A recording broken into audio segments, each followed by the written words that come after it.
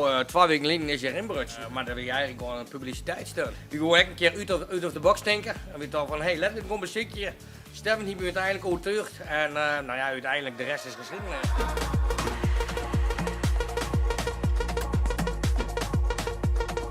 Ik ben Stef de Campo, DJ-producer. En we hebben dit idee een beetje terug mij, want ik had een nieuwe plaat uit, 5 on it. En vandaar ik de 5 op de jas en dergelijke. Het originele nummer, want het is een cover, gaat over yield.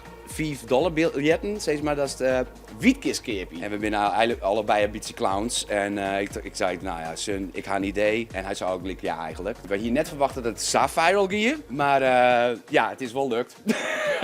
Waarom zoest er om uit, want dat het geen uitbreuk onder je reportage? Nou ja, absoluut wel. Dat is natuurlijk iets waar we hoe het gaan, dus wel. En hij kijkt met mijn memo gewoon van, hey, kunnen we dit wel matchen eigenlijk? Maar Steffen die heeft zo'n leuk idee. Nou, we toch hier hem aandacht hebben, werd het al om draaien natuurlijk. We zijn viral gaan, een heel prachtig.